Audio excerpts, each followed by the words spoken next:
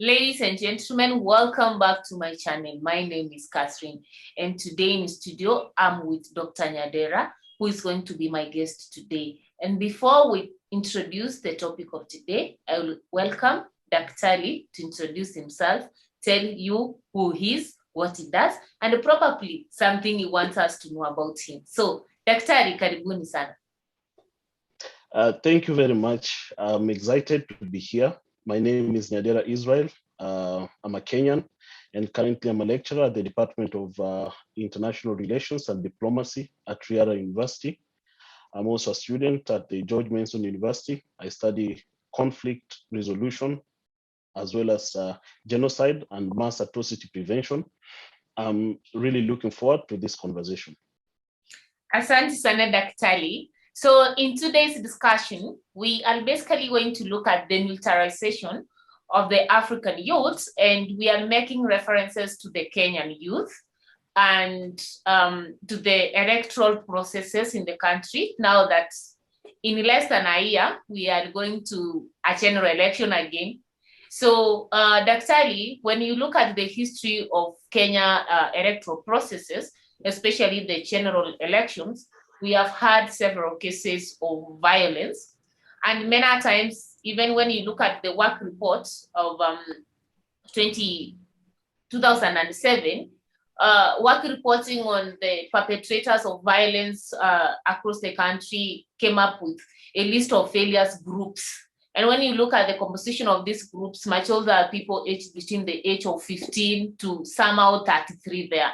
So it tells you that actually the youth are majorly seen in violence incidents as far as electoral processes in the country are concerned. So the question is, when you look at the militarization of the Kenyan youth in electoral processes, do you see a Kenyan youth as a victim of circumstances or as a rational actor, somebody acting on unleashing violence consciously?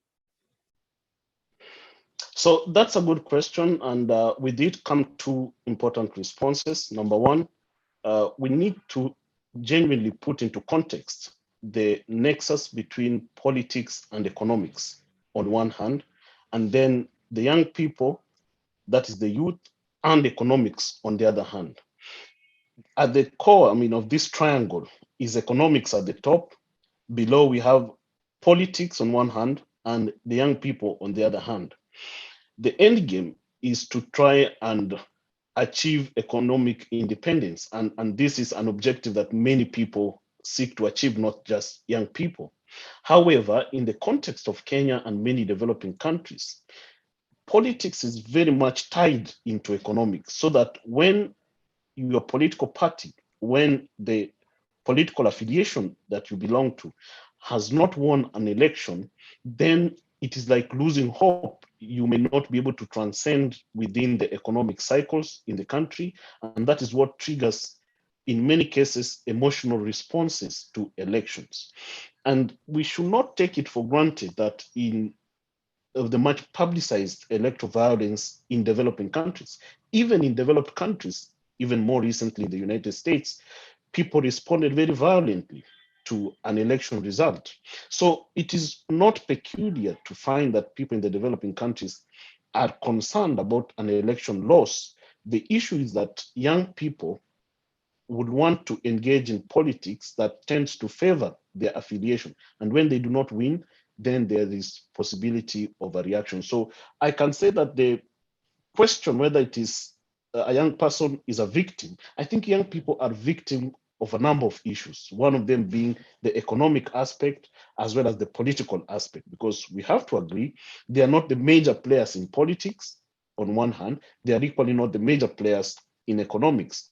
But when there is an election violence, young people are the ones who then participate in the violence more than anybody else. We don't see the main actors in politics or in economics on the streets participating in politics. Okay. You say the young people are not the major players in politics. At the same time, they are not the major players in the economics of the country. And when you look at these two, the politics and the economics, play a very great role towards election violence, also towards electoral violence.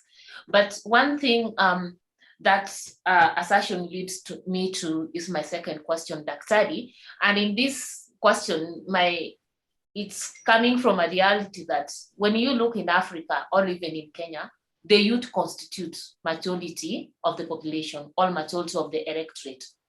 So why is it hard that we don't have the youth being the major participants in politics, yet they constitute majority of the electorate? Is it like the youth don't want to take the mantle or don't want to test the political waters and showcase their capabilities, or there's a system or there's a force that is hindering the youth from partaking in this politics? Okay, another good question. My response to this is that youth tends to have multiple identities. Apart from being a youth, they are ethnic, they belong to an ethnic group, they belong to a group of whether they are educated or not, they belong to a particular religion, they belong to a particular cultural structure, which tends to influence how people participate in voting. So this will actually take us back to voter behavior. And when you look at voter behavior, particularly in Kenya, the youth as being a youth as a form of identity is often overshadowed by other forms of identity, including ethnic, religious, and whether somebody is educated or not, as well as whether somebody is employed or not. These types of youths will definitely vote in different ways if given the ballot. So why are youths not able to take over the mantle? Because of the defragmented nature of young people in Kenya. And this is not accidental. Perhaps on one hand, there are historical factors that tend to make youths not to be able to have a single agenda. Apart from that historical factor, there are also structural constraints. For example, establishing and running a political party in Kenya is not very easy.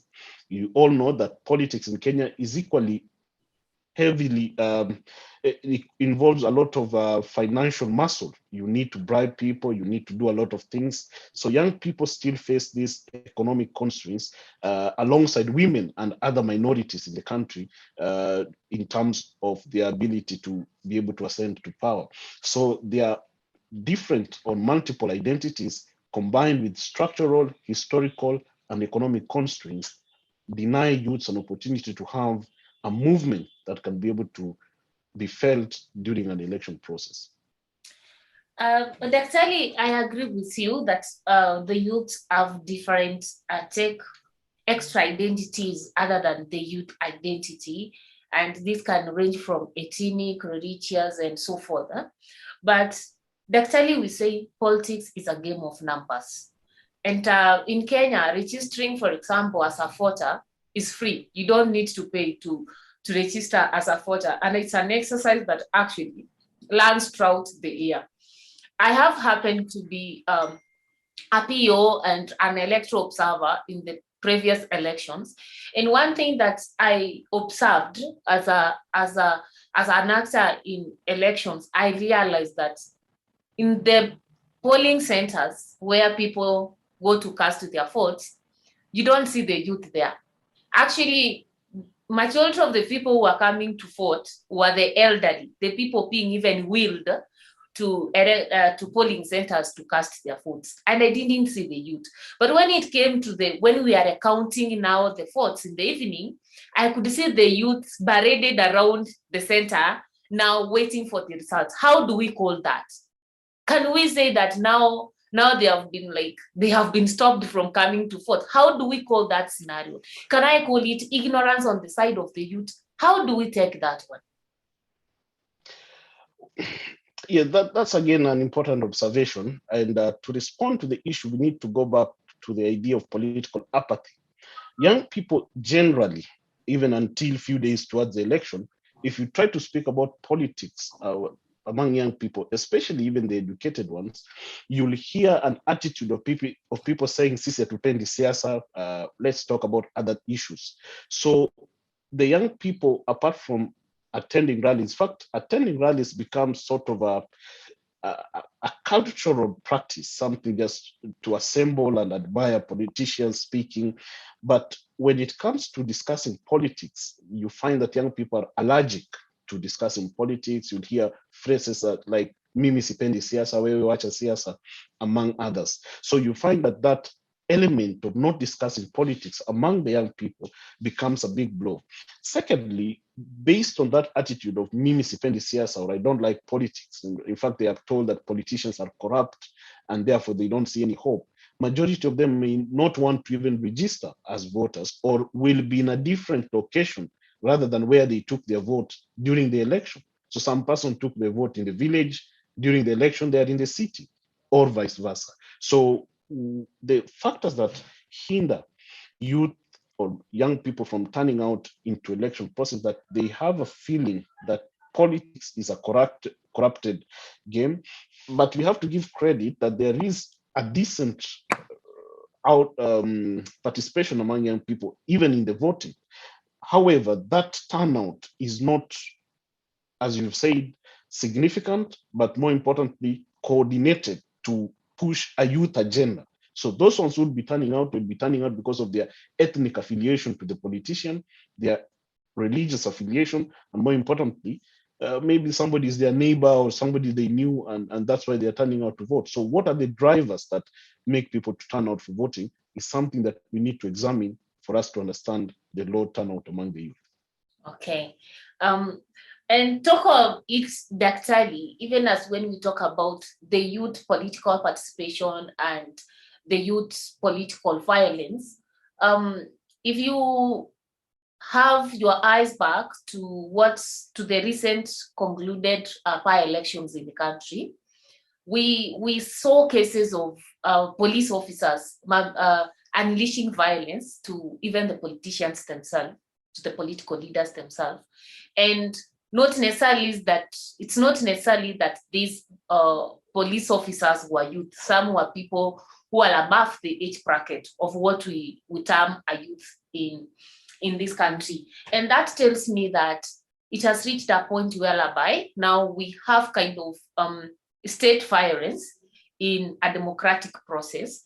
And now different actors are coming in. We have the state, the legitimate apparatus of violence from the state, that is the security officers. And then we also have the politicians who constitute both the youth and the elderly. And then we have the youth. In a scenario like this, where a country is heading to a general election and it has not healed from the previous elections, where do you see the state of this country in 2022 general elections? Are we safe? Like, are we even prepared to have safe? Forget even about the free and fair elections. Are we assured of a safe electoral process come August 2022? There is a lot of hypocrisy in Kenya, especially when you hear politicians speaking in the media regarding people having to accept election results, arguing that this is the cause of violence in Kenya.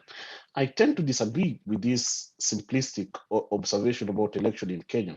Number one, Kenya does not rank anywhere near countries that are known to conduct free and fair elections. What does that mean?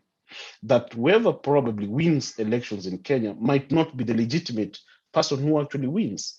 But that one aside, what that perception that elections in Kenya are not free and fair sets the stage for people to prepare for any eventuality, because it does not matter. And I've mentioned that when people have a perception, even in the United States, that their candidate is the one who is supposed to win an election and the results come out the opposite, many at times you'd find that there will be very emotional response to this kind of outcomes. Now, the United States has a very established electoral system.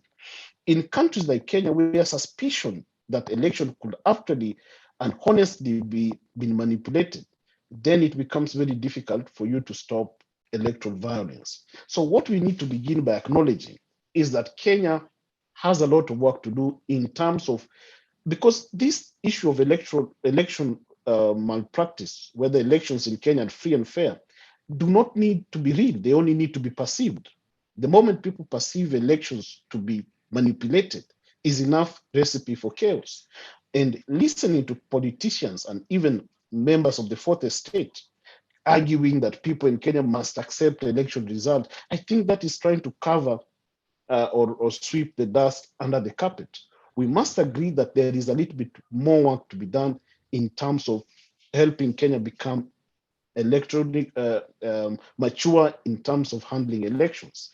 The day we can be able to address the question of what makes people suspicious of electoral results, and we have historical accounts that elections were not free and fair in the past, the IEBC is not doing enough to convince the people of Kenya that it is preparing well for a free and fair election. It only quotes very huge amounts of money, and in the process, people are not seeing any form of commitment in terms of how they will assure the people of Kenya a free and fair election. So one word to describe where we are heading in 2022, troubling. But am I optimistic that we can have an election similar to the ones we have seen in our neighbors, Tanzania, and even in Zambia recently? The answer is yes. I think one thing that is unique about the people of Kenya is their love for the country, even though there is always a lot of things that make people feel that there is not very enough patriotism. Kenyans can always sit back and look and say, look, they and put the country first. And I expect that to be the same aspiration going to 2022. I believe that we can always have, even if there is violence, there is some sort of controlled violence, something that I think anybody talking about electoral violence in Kenya must acknowledge that Kenyan electoral violence is always controlled, both on the police side and on the part of the politicians. When there is a lot of escalation, you notice that there is a little bit of de-escalation. Once people, 2-3 people have been killed, there's always some sort of de-escalation of the conflict, which is a very unique characteristic in Kenya. Otherwise, it is easy for Kenya to turn out and become like countries we have seen in Yemen and in Syria as a result of uncontrolled violence. So give credit to Kenya that even in instances where there is violence, this violence is in many cases controlled, and as you've mentioned, either by the police or by the political players. And that's what we have seen holding up the country up to now. Well said, Dr. Ali. Even as we say that Kenyan violence tends to be controlled than in other country that has witnessed electoral violence, it takes me back to the idea or the question of gangs in violence. By 2000, the country had only, 2002 actually, our country had only 18 gangs. And then come 2010, the number had increased to 33.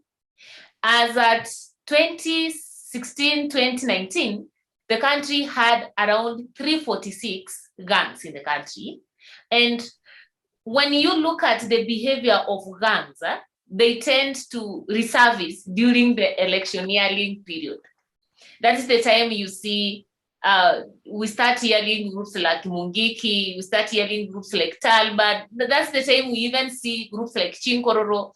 That's the time you saw even in 2017, some leaders associating them with the identity of Chinkororo and so forth. Now, do you see the same scenario duplicating in 2022? What could you comment about the state of gangs and vigilantes in Kenya as at this particular moment when we are heading to an electioneering period? Is history likely to repeat itself? Or do you think that the departments concerned with security have been able to suppress these groups? These groups are political outfits. Governments have very limited capability to suppress them because the manner in which they operate, it's very difficult to even identify members of these groups because they resurface almost sporadically. It's nearly impossible to find these groups in some sort of organized structure where they even have a list of members that you can say that these following people are members of this group. But affiliation to these groups is nearly ethnic, religious, or in many cases social. So you find that somebody is sympathetic to the Chinkororo based on his ethnic identity. And whether a few groups of this militia or gang begin to engage with the police, a person who is not necessarily a member of that gang, religiously, will end up engaging with the police because of their sympathy for the particular group, making the groups nearly impossible to deal with. But having said that, I think it is important for us to also acknowledge that the increasing number, or the sharp rise in the number of gangs in Kenya, can be attributed to historical lessons. Well, these groups, when we have to mention that they are mostly ethnic affiliated, when other ethnic groups in Kenya realize that such kind of outfits exist among other communities, and they play a significant role during elections, nobody can stop those other ethnic groups from establishing such militias. And the numbers actually skyrocket because these militias are also divided between rural and urban areas. So you find that in the rural areas, it's very easy to establish them, but they realize that, oh, we also have a significant number of ethnic group members living in this urban area. They may need protection in the coming election. Therefore, we need to establish an offshoot of our group also in this particular urban area. So this increase is often as a result of historical lessons, people learning that this is a trend that is going on among other ethnic groups, and therefore we should be able to protect ourselves during elections. So the solution to this is that the police must not only appear, but be perceived to be impartial, something that I think the efforts to reform the police service have not yet been able to convince many Kenyans that the police force is impartial. And that explains why people then return to their ethnic roots in order to seek groups that can be able to protect them. And that's where the challenge actually is. Wow, thank you so much, Daktari. And maybe to wrap up the interview, what could be your message to the Kenyan youth, especially this time that we are heading to an electoral exercise in August 2022? What message, maybe in one sentence or in two sentences, can you tell the Kenyan youth? What message do you have for a Kenyan youth? Youths have undoubtedly an important role to play in this country. But we also have to understand that youths are often involved in fighting illegal but legitimate battles, or sometimes legitimate but illegal battles. So we need to create an environment where our young people do not become vulnerable to fighting any of these battles. Some of these battles, including the so-called electoral violence, may be illegal battles, but they are legitimate. The concerns of the people who are engaging in these battles are indeed legitimate. In some cases, like in the police now, the force that we are seeing emanating from the police is actually legitimate force, as you mentioned. But the activity in which they are using the force on is an illegal activity. So we need to create an environment where our young people are not vulnerable to manipulation or being used by anyone to engage in electoral violence, because elections come and go, and the young people of this country, as well as the country itself, will remain forever. Thank you. Wow, thank you so much, Daktari. So to the youths outside there, we need to be in a situation whereby we don't find ourselves fighting battles that actually may ruin our lives or may ruin our reputations and our identities. We need to focus on things that will develop us. And more importantly, even as we go to the electoral exercises, let's make sure that we go there as unified Kenyans, because for the last 5 years, we have been very super, we have been very good neighbors. So let's not 2022 divide us, because after that, we will still be the same people. We will elect leaders, and let's be happy in whatever form of government that actually we will get. So Daktari, asante sana, thank you for coming. And I hope to host you again in the future. Asante sana. Thank you. All right.